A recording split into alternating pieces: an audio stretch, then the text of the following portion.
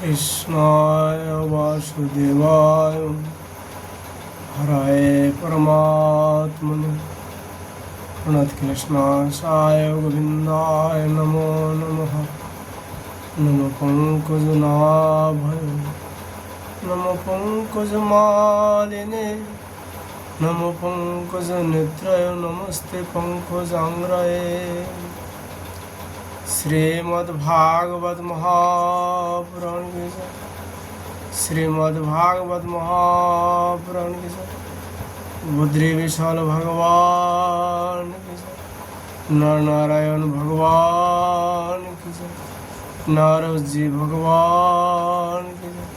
श्री कृष्ण द्वैपायन व्यासदेव भगवान की जय। श्री सुखदेव गोस्वामी जी की जय। परीक्षित जी महाराज की जय। सूत जी महाराज की जय। शौनक आदि ऋषियों की जय। श्रोता बिंदु की जय। भक्तों बिंदु की जय। श्री गुरु महाराज की जय। जय जय श्री राधे श्याम निताय गौर हरि बोल। आज यहाँ पर चर्चा का विषय श्रीमद् भागवत जी का 10वें स्कंदों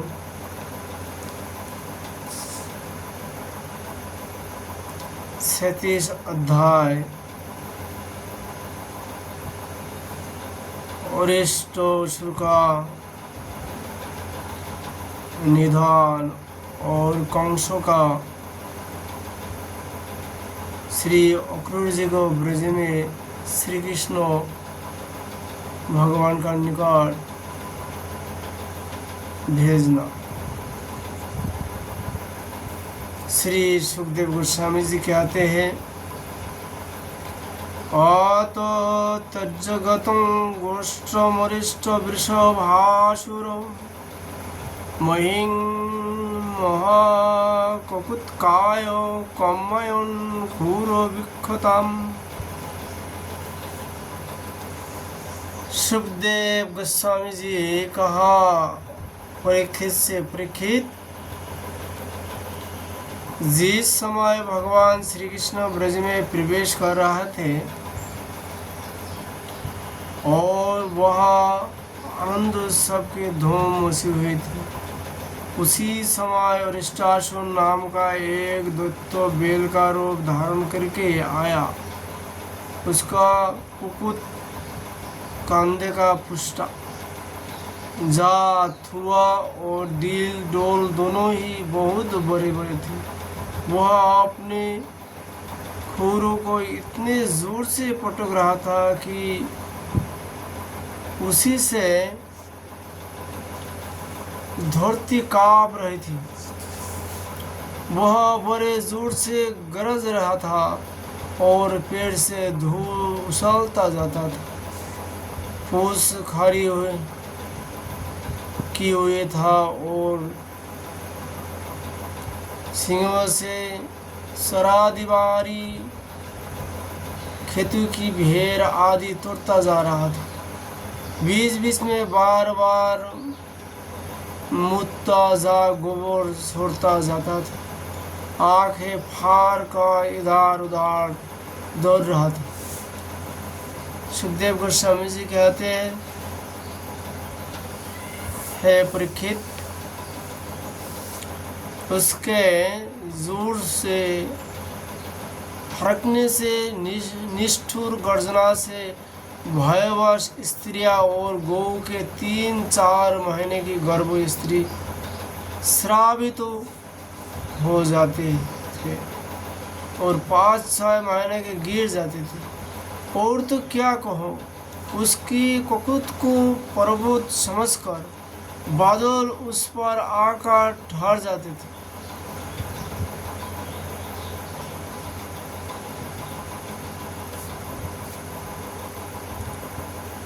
सुखदेव गोस्वामी जी कहते हैं राजन, उस तीखी सींग वाले बेलों की देखकर गोपियां और गोप सभी भयभीत हो गई। पशु तो इतनी डर गए कि अपने रहने का स्थान छोड़कर भाग खड़े हुए। उस समय सभी ब्रजवासी श्री कृष्ण हमें इस भय से बचाओ, इस प्रकार पुकारते हुए भगवान श्री कृष्ण की शरण में आए। भगवान ने देखा कि हमारा गोकुल अत्यंत भयभीत हो रहा है, तब उन्होंने डरने की कोई बात नहीं है यह कहकर सबको ढाढ़ बधाया और फिर विशासुर को ललकारा। भगवान श्री कृष्ण ने कहा, ओरे मूर्ख महादुष्ट, तो इन गौओं और ग्वालों को क्यों डरा रहा है? इसी से क्या होगा तेरा? देख, तू जैसे दुरात्मा दुष्ट के बल का घमंड चूर चूर कर देने वाला यह मैं खारे हूँ। इस प्रकार ललकार कर भगवान ने ताल ठोकी और उसे क्रोधित करने के लिए वे अपने एक शाखा के गल में बाहु डालकर खड़े हो गए। भगवान श्री कृष्ण की इस सुनती से वह क्रोध के मारे तिलमिला उठा और अपने पूरों से बड़े जोर से धरती खुदता हुआ श्री कृष्ण की ओर झपटा। उस समय उसकी उठाई हुई पूंछ के धक्के से आकाश के बादल तितर बितर होने लगे।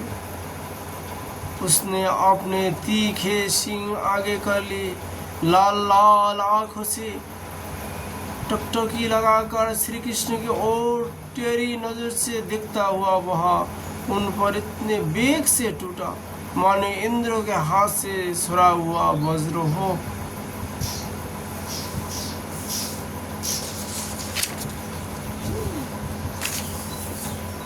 भगवान श्री कृष्ण ने अपने दोनों हाथ से उसके दोनों सींग पकड़ लिए और जैसे एक हाथी अपने से भिड़ने वाले दूसरे हाथियों को पीछे हटाया देता है, वैसे ही उन्होंने उसे उठाकर भाग उस भगवान श्री कृष्ण उस राक्षस को 18 पग पीछे ठेलकर गिरा दिया।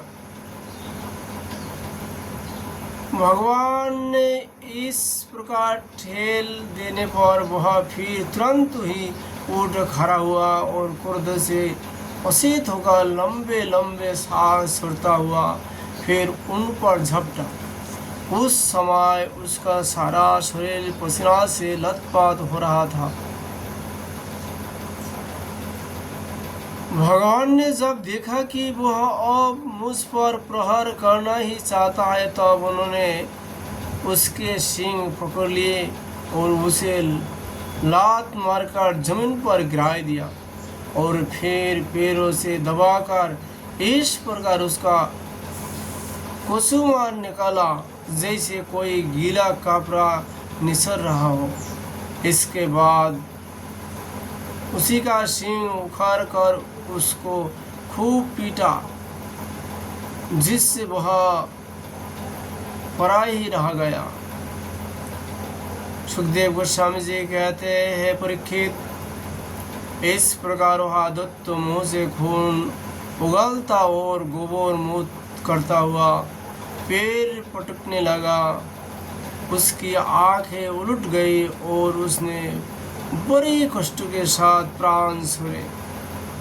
अब देवता लोग भगवान पर फूल वर्षा कर उनकी स्तुति करने लगी। जब भगवान श्री कृष्ण ने इस प्रकार बेल के रूप में आने वाले अरिष्टासुर को मार डाला, तो सभी गोप उनकी प्रशंसा करने लगे। उन्होंने बलराम जी के साथ गोष्ठ में प्रवेश किया और उन्होंने देखाकर गोपियों के नयन मन आनंद से भर गए। सुखदेव गोस्वामी जी कहते परीक्षित भगवान की लीला अत्यंत अद्भुत है। इधर जब उन्होंने अष्ट असुर को मार डाला तब भगवान माय नारद जो लोगों को शीघ्र भगवान का दर्शन कराते रहते हैं, कंस के पास पहुँचे। उन्होंने उससे कहा, कंस से कहा, नारद जी, कंस, जो कन्या तुम्हारे हाथ से छूटकर आकाश में चली गई वह तो जशोदा की पुत्री थी, और ब्रज में जो श्री कृष्ण है वे देवकी के पुत्र है। वह जो बलराम जी है वे रोहिणी के पुत्र है। वसुदेव ने तुमसे डरकर अपने मित्र नंदों के पास उन दोनों को रख दिया है। उन्होंने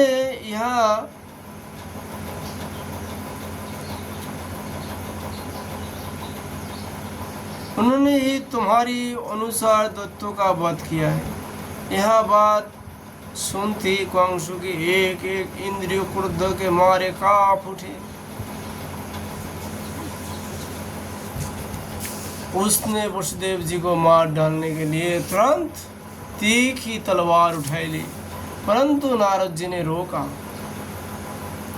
जब कंसु को यह मालूम हो गया कि वसुदेव के लड़के ही हमारे मृत्यु के कारण है, तब उसने देवकी की और वसुदेव दोनों ही पोती पत्नी को हथकड़ी और बेड़ी से जकड़ कर फिर जेल में डाल दिया।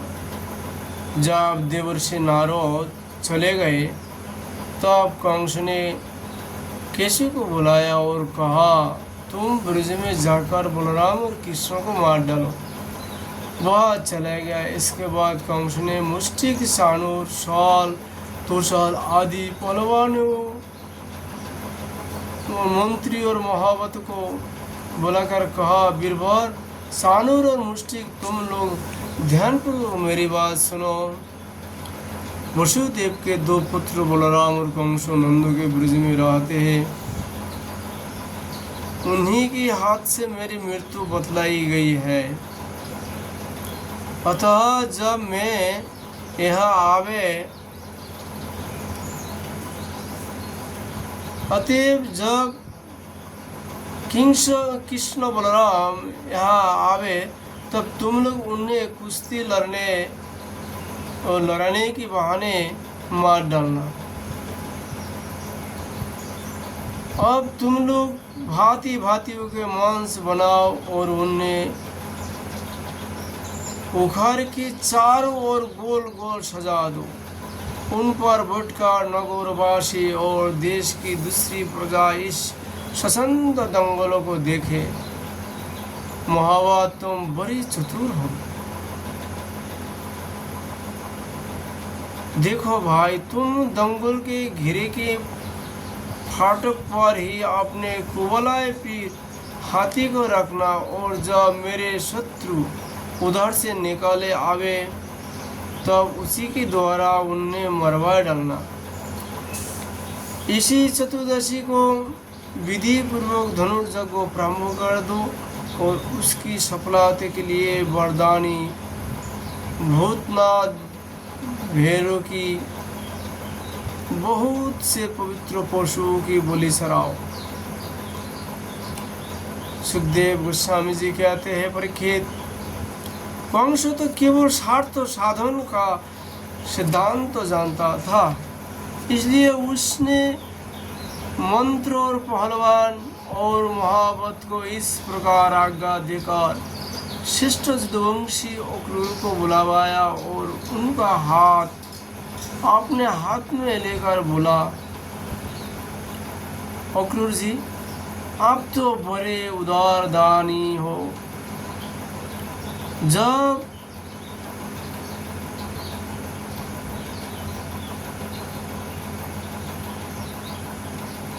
सब तरह से मेरी आदरणीय है, आज आप मेरा एक मित्रोचित काम कर दीजिए, क्योंकि भोजवंशी और विष्णुवंशी जादव में आपस में बढ़कर मेरी भलाई करने वाला दूसरा कोई नहीं है।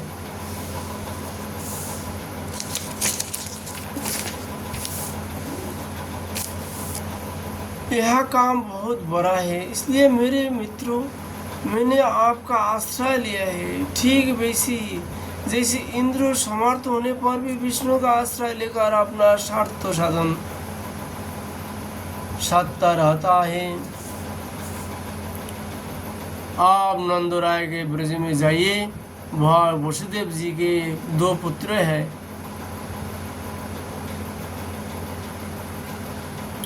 उनने इसी रथ पर चढ़ाकर यहाँ ले आइए। बस अब इस काम में देर नहीं होनी चाहिए।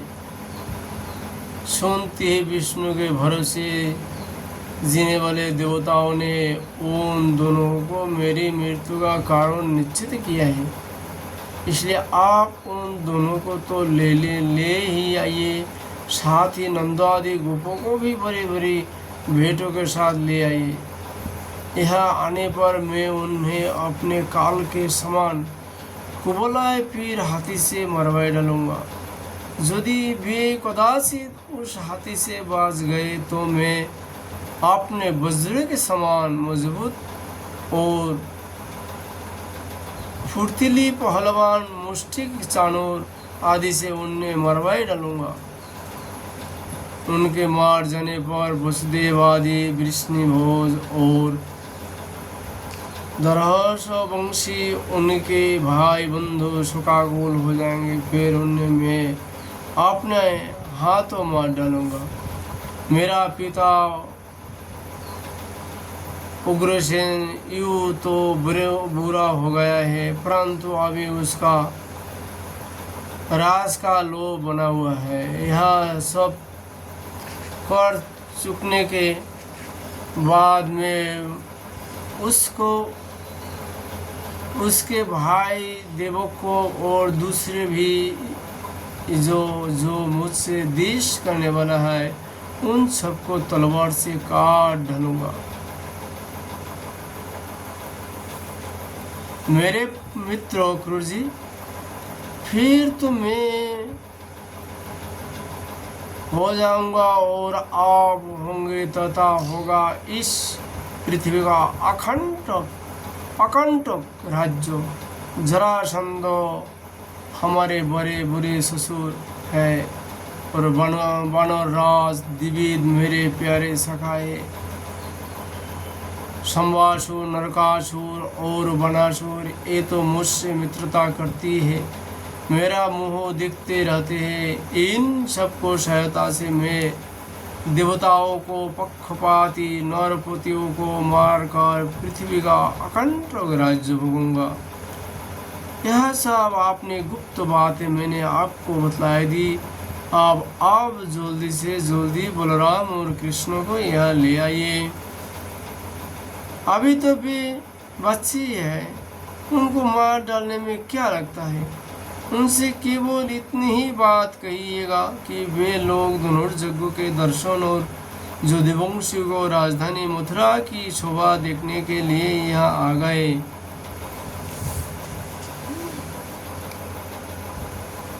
अक्रूरोवाच राजन मुनिषेतं सम्यग् तव शबद्धमार्जनं सिद्धाय समं कुर्जा देवं हि फलासाधनम।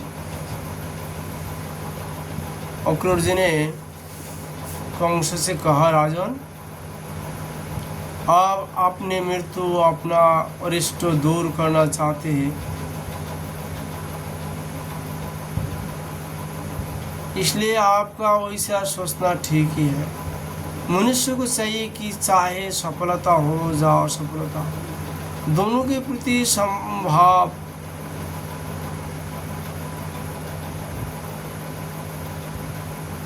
रख कर अपना काम करता जाए। फल तो प्रयत्नों से नहीं, दैवी प्रेरणा से मिलते हैं।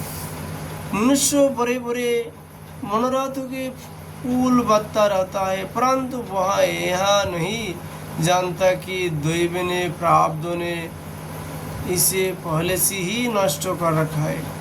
यही कारण है कि कभी प्रारब्ध के अनुकूल होने पर प्रयत्न सफल हो जाते हैं तो वह हर्ष के फूल उड़ता है, और प्रतिकूल होने पर विफल हो जाता है तो शोकग्रस्त हो जाता है। फिर भी मैं आपकी आज्ञा का पालन तो कर ही रहा हूँ। श्री सुखदेव गोस्वामी जी कहते हैं, हे राजन, कंस ने मंत्रियों और अक्रूर जी को इस प्रकार आज्ञा देकर सबको विदा कर दिया। तदंतर वह अपने महल में चले गए और अक्रूर जी अपने घर लौट आए। इति श्रीमद्भागवत महापुराणे पारमहंस्यां संहितायां दशम स्कंदे पूर्वार्धे अक्रूर संप्रश्नं नाम षट्त्रिंश अध्याय। आज हम लोग श्रीमद् भागवत जी का कथा यही विश्राम करता हूँ। राधा माधव जी का कृपा होने पर फिर हम लोग भागवत जी का गुण कीर्तन करेंगे। राधे राधे।